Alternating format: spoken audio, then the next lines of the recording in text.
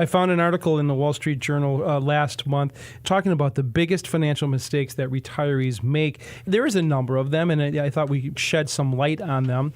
One of the things that people underestimate are their expenses in retirement, and the fact that we've seen a study that $280,000 is what's needed for health insurance costs, Mark, and that's something that we have to pay attention to, particularly as we get closer to the election and this conversation about Medicare is going to come up again. Well, certainly financial planning is not a set it and forget it type of a discipline, so you can start to look at things politically, and as the landscape changes, you change your financial plan, and that's why the dynamic tools that we've created in our offices for our clients are really valuable, because you can set the levers and say, what if Social Security is down and my benefits are reduced. I mean, that we don't know that that's going to happen, but and we doubt that's going to happen. It's going to happen, but it's a contingency that you could start to look for. But you could look at it and say healthcare, and for instance, if you're going to have a significant amount of healthcare expenses, what would that do to my financial plan? How long does my money last in that environment?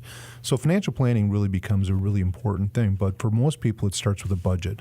It's starting, Dave, where you start to say, what are my expenses pre-retirement? What are my expenses post-retirement? What do I expect them to be in the first years, in the middle years, and in the later years of life? And sometimes, you know what those are going to be, or at least you can estimate. But some of these things are what people go out and do, Danny. And what's the first thing they might want to do is go off and pay their mortgage. I think you need to look at that and put that in your financial plan.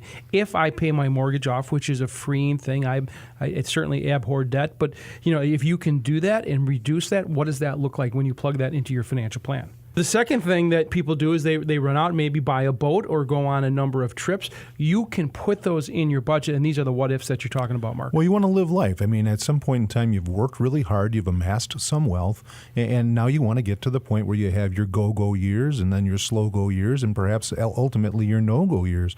But planning for all of those contingencies of saying, and you don't have to know what life is going to look like 25 years from now. I think that some people have that failed view of the future of their financial plan. Is you're asking me what my life's going to look like 25 years from now. No, we're not. We're just saying 25 minutes is a problem. Yeah, exactly. Start to dream for now what that might look like, and then as things change, that's the point we're trying to make, is financial planning is dynamic, and the fact is that you need to have those tools to be able to make those what-if scenarios and make some adjustments on the fly. And the other mistake that people were making was investing too conservatively, and you go, well, how can that possibly be? But the fact is life expectancies are continuing to increase.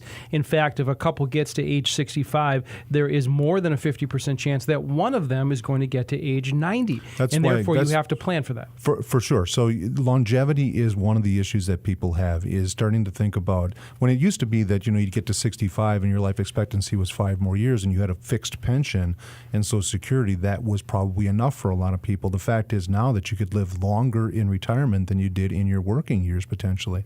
So you have to think about looking at your short-term money, your intermediate-term money, and your long-term money. We've talked on the show before, Dave, about this bucket theory, about having 2 years perhaps of ready cash that isn't going to be impacted by the stock market if something happens, and then having that second bucket that trickles into the first bucket, and you're starting to take dividends into consideration there, or interest into consideration, or capital appreciation into consideration, and filling that first bucket again. And then you got the long-term bucket, and that's the one where you can be too conservative in some cases and to the detriment of your financial plan. And by the way, everyone's situation is different, and that's the reason why we do these financial plans. I mean, people's own health history or their own family history are part of this. And so that's the reason why you have to sit down and go through this process and sit down and figure out what it's going to look like, where are the assets, where are the liabilities, what are the expenses, and all of that comes into play. How do we get that done, Mark? Well, you start with that free portfolio review. And the two things that we've really always offered on this show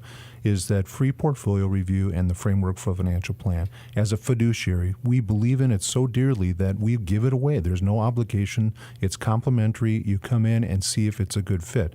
Take a look at your portfolio, gather all those papers together. We understand some people bring them in a Sendix bag, some people bring them in a shoebox. Whatever the case might be, we will take them through our central planning department and analyze those documents and say, this is a true look at your current portfolio. This is point A, regardless of where that point is for you and your family. And then it's about how do you get to point B. That's the framework for a financial plan. So putting those two things together, the free portfolio review and the framework for a financial plan, is a start down the path of a thoughtful financial plan.